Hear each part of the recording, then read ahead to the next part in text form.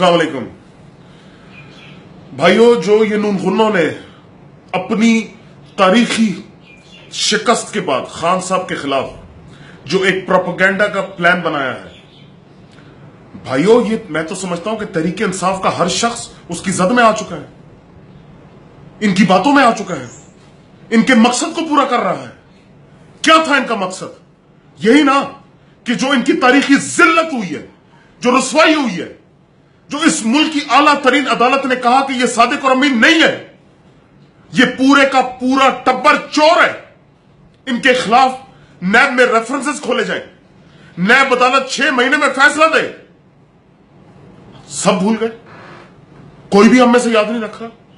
हर बंदा आयशा गुलड़ी के पीछे पड़ा है, खान साहब की सफाइयां पेश कर रहा है। और भाइयों, हमें पता है कि खान साहब सादिक और अमीन है, लेकिन जो प्रेशर हमने बिल्ड किया था, जो हमारी ताकत, हमारा इसरार, हमारा जोर था, जिसकी वजह से इस मुल्क में की तारीख में पहली दफा ताकतवर का एहतसाब शुरू हुआ, इस मुल्क में पहली दफा एक सिटिंग वजीर आजम को करप्शन का गॉडफादर कहा गया।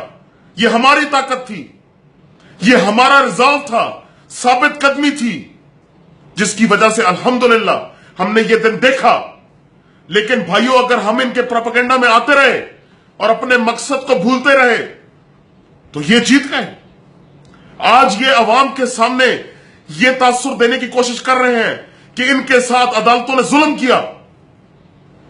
वो जो वजीर आजम जिसको उठा के उसके मनसब से बाहर फेंका गया, वो अवाम से ये कह रहे हैं कि मुझे करप्शन पे नहीं निकाला गया, मुझे इस बात पे निकाला गया कि मैं अपने बेटे की कंपनी से तनख्वाह क्यों नहीं ली। साहब, आपको इस वजह से निकाला गया, पहला कि आपने झूठ बोला, आप सादिक और अमीन नहीं रहे, और दूसरा जो तारीखी जेडी ने आपके खिलाफ सबूत के इकट्ठे किए, कोई और मुल्क होता तो आपके साथ वो होता जो आपकी नस्लें याद रखती। यहां तो अभी एहतसाब का अमल शुरू हुआ है, इस वजह से लोग मोहतात हैं। मैं तमाम भाइयों से रिक्वेस्ट करता हूं, भाइयों अपना फोकस लूज मत करो। ये हमारी ताकत थी, ये हमारी आवाज थी जिसने एहतसाब के अमल को शुरू किया।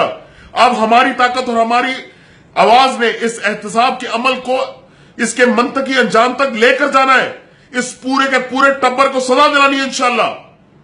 खान साहब हमारे दिलों में बसता है, हम जानते हैं कि वो कभी किसी की इज्जत नहीं उछाल सकता। मैं उस्मान बसरा साहब को भी बिल्कुल से खराज तस्लीम पेश करता हूं। आज उन्होंने बेहतरीन बात की है। पूरे का पूरा तहरीक इंसाफ का सोशल मीडिया बजाय इसके कि इनकी करप्शन इस तारीखी फैसले के ऊपर बात करे, वो खान साहब और आयशा गुल्लई के पीछे पड़ा हुआ है। भाइयों, अपना फोकस लूज मत करो। ये वो कहते हैं कि मंजिल के करीब पहुंच के अपनी रफ्तार को स्लो नहीं करना। इनका जो सोशल मीडिया, इनका जो प्रोपेगेंडा का जो टीम है, उसने अभी और बहुत मोहरे बाद निकालने हैं। इन्होंने अपनी तिजोरियां खोली भी हैं, इनको अभी बहुत मोहरे मिलने हैं, जिन्होंने उठ के खान साहब पे उंगली उठानी है और उसके खिलाफ बात करनी है। हमने उनको जवाब तो देना है, लेकिन अपने असल मकसद को नहीं भूलना, क्योंकि वही है जो असल मानों में इस मुल्क को इस करप्शन के गॉडफादर माफिया से जान छुड़ाएगा। इनकी अपनी इज्जत कोई नहीं है, और इनको इसीलिए किसी और की इज्जत उछालने में कोई और महसूस नहीं करते।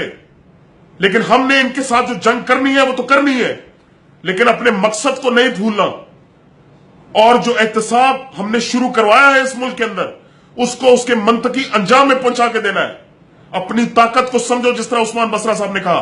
भाइयों, ये हमारी ताकत है और हम ही इस मुल्क को इंशाल्लाह आजाद करेंगे। इमरान खान जिंदाबाद, पाकिस्तान जिंदाबाद।